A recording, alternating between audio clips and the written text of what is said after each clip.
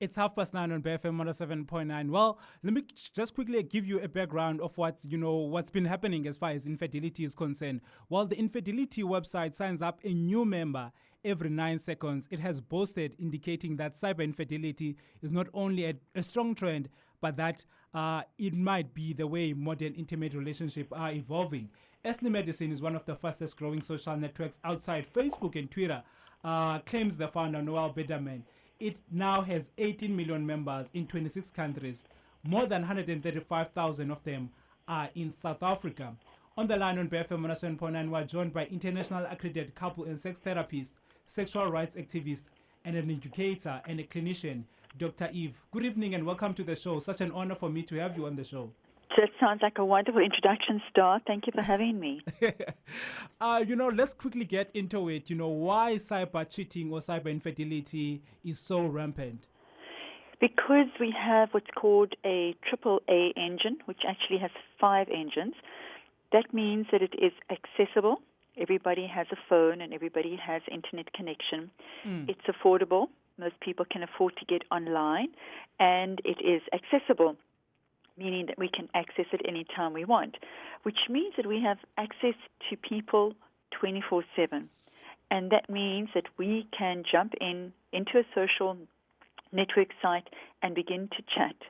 And oftentimes, most times, people begin to chat, and slowly the chat moves from just friendship and friendliness and sharing to very quickly into sexual content.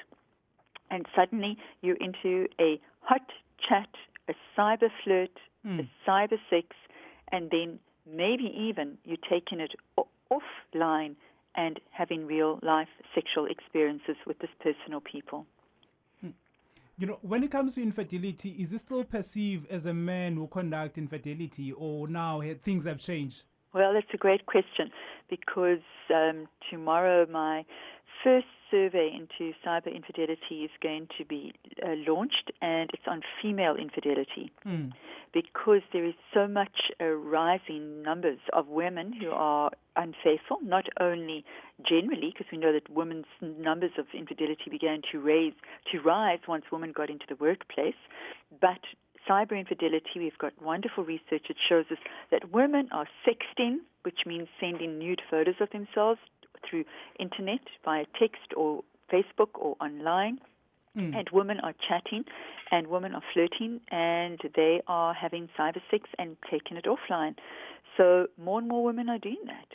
Wow. So things have changed drastically, It's interesting because, most of the women still say, men are dogs, men are this, men are that. But it's interesting that research shows that, women are actually, doing this as well. Well, I think that women keep looking for that perfect mate.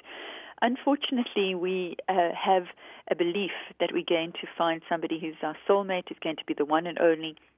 And what happens today is we get married. People still want to get married, but they're also wanting to be having excitement and fun. And so after a time, marriage begins to be a little stale, a little boring. And because we live in a society that really is tempting and also honors the fact that we have a right to have fun and we should be excited all the time and we should be horny all the time, they look for something extra. So cyber infidelity isn't only about people who are unhappily married, but it's people who are happily married as well, but want that added extra, just to give them that thrill, that excitement, and they may never, ever translate that into a real-life sexual experience. I mean, the question that really I would like your listeners to give me, Stars, what do they think cyber infidelity is? Because as part of the dilemma of this very new area of research is, what is cyber infidelity? Is it when you are talking to somebody on Facebook who is an ex-boyfriend or an ex-flame? Or is it when you are chatting with somebody on Facebook who's new? Is it when you are getting onto a dating site and just leaving your profile, even if you are in a committed relationship? Is it when you are WhatsApping your colleague at work and it becomes quite friendly and even flirtatious? What is cyber infidelity? Because each partner, each one of us has got an obligation to define for ourselves what that means and to share that with the partner so that the cheating doesn't happen. So people don't feel incredibly pained when they find the phone and they find the Facebook account and they find the pornography online and feel very, very pained because they've been cheated on. It's an interesting, question or interesting question to us, because really, what can we define as, cyber infidelity? Because I mean, like you said, we have people that we're chatting to, we flirt, can even a flirt that, being constructed online, can it be defined as cyber infidelity, So Absolutely. And what I'm liking about this a lot is that people are having to renegotiate their contracts of marriage or relationship. We all get into a relationship and immediately we have three things that happen to us. We swear that we're going to be sexually faithful, we swear we're going to only love the one person, and we swear we're going to be committed for life, right? I mean, yes. You can relate to that. I'm sure you've done that as well. Yes, I and can we relate. automatically do that. But we don't talk about what that fidelity really means and what does faithfulness mean. We don't really talk about monogamy and that maybe we actually gain to fall in love with more than one person even when we're very in love with you. And we don't talk about what commitment means, that in fact it's very hard to stay committed in the same way to the same person your whole life. So people start getting online and cheating. Well, they are online because we're all online. And so they start chatting with other people and suddenly those rules don't apply anymore. And couples have to start talking, which is what I like. They have to start talking about, first of all, what they want out of their relationship now, and then they have to talk about their sexual desires. Because what happens in cyber infidelity, and if you get onto Ashley Madison, you see it and you feel it, people share their sexual fantasies. And they can't do it. They feel they can't do it with their real-life partner, which is pretty tragic. So it becomes a space where you feel very free, very liberated, where you, with a click of a button, can be talking about yourself, and nobody's going to, well, if they reject you, they're just going to click your button away and you're gone. But you really may find like-minded people who just want to talk dirty or just want to talk sexy or want to have a very deep emotional connection with you. And that may be cyber infidelity. I mean, is it? Maybe you're not flirting sexually, but what happens if you're in a relationship and you get online and you're chatting to somebody and you start sharing your thoughts and your feelings? Because that's more what women are doing. But what about HIV/AIDS? What about, sexual transmitted disease? Aren't we exposing ourselves to such diseases with cyber infidelity? Because I mean, we're dating more than one partner, and it could go offline. Yeah.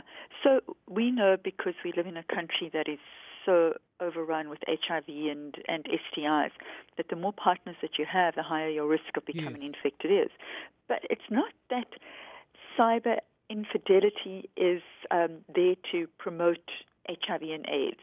It's not that people who meet online are going to be higher risk.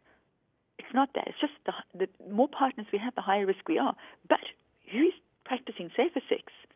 That's why we all should practice safer sex. Because of how high cyber infidelity is, we should all practice safer sex because we really don't know what people are doing. We don't know what our partners are really doing. We hope that they're not cheating. But it's not that cyber infidelity is causing more HIV transmission. It's just more partners are causing it. So we want people not to be cheating, but we also we absolutely recognize that people are online and they're flirting and they're chatting and they're having cyber sex. They don't always go offline. And is that still dangerous? You talked about Ashley Madison website, which is being referred to as the infertility website. Yeah. You have actually put up fake profiles of both women and men. What was the primary response? The people who showed interest on your fake profiles, what were they looking for? Well, I'm still there, and people are looking to have sex, men. Because the men that I'm chatting with, they're there because their wives don't want to have sex. This is the biggest thing that I hear. My wife isn't interested in sex, and I'm still interested in having sex, and I think this is safer, getting onto Ashley Madison, than actually meeting a person in real life. So even though a lot of people say they would like to meet up, it seems that doesn't happen that often, that people just seem to be excited and thrilled just to chat and to share fantasies and to just have conversations, and are finding that even improves their marriages and their relationships. Wow. Yeah. Wow. So it doesn't have to be, I want to meet you and have sex right now. It just seems the actual conversation is exciting. And I'm beginning to understand that just that little bit of flirtation, just that feeling of somebody special, just feeling the excitement of going to your inbox and seeing somebody's messaged you and said to you, I really think you're attractive, or I really like you, or I think that you sound nice, makes us feel wonderful. Even if we have a partner who makes us feel wonderful, we all like to feel special. We all want to feel attractive. Very interesting. But do you believe that we need to rewrite the script of expectation of modern marriage and relationship in this age? Absolutely, Star. That's what my research is the purpose of my research is seeing that the ideas, the three primary ideas of monogamy, infidelity, and commitment need to be rewritten. We need to rethink what the rules are because the old rules don't work. I don't want people to be cheating. I don't want people to be hurt. I don't want people to be betrayed.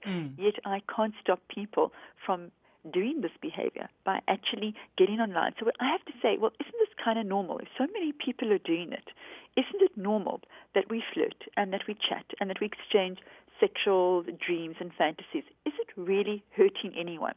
And what I've found is that what hurts the most is the secret, is when your partner finds out that this is what you've been doing, that's when it hurts so badly.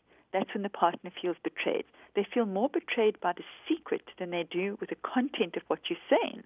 With flirting and with the sharing of your heart, they feel more betrayed that you've kept this all from them, or that you've shared your fantasies with a total stranger online, but you haven't shared it with them, or that you are feeling like you're not the most special one anymore because your partner is talking online, or because your partner is watching pornography. And that hurts. So we've got to rewrite the rules and say to each other, well, this is possible, that I might actually be meet somebody and they're going to start WhatsApping me. And I'm going to tell you about that. Or actually, this may be just a private world of mine, and I'm not going to do anything that will hurt our relationship, and I'm not going to go and meet this person and have real sex. But maybe for some people that's unacceptable. So you have to start talking about what your new rules are. Interesting subject. Unfortunately, due to time, we have to let you go. But what would you like to say about cyber infidelity, just to wrap it up before I let you go? I would really like people to get onto my site, which is mycybersecret.com, and go share your secret, because it's going to help me to understand and to write my book. And you will read other people's secrets. Get onto the discussion forums that are there. Read the Q&As, look at the vlog, and just become better educated about it so that you can add to your health of your relationship rather than cheating. Female infidelity, you said, you're going to be showing some of the research that you conducted tomorrow. Is that correct? On female infidelity, yeah. It's going to be launched into Ashley Madison, and it'll be coming out during Women's Month, so please look out for that. It'll be in all the media. We're going to be bringing you the outcomes of female infidelity in South Africa and in different parts of the world. International accredited couple and sex therapist, sexual rights activist, and educator, Dr. Eve, thank you so much for taking time and talking to us. We really appreciate it. Bye-bye now. Cheers. Good night.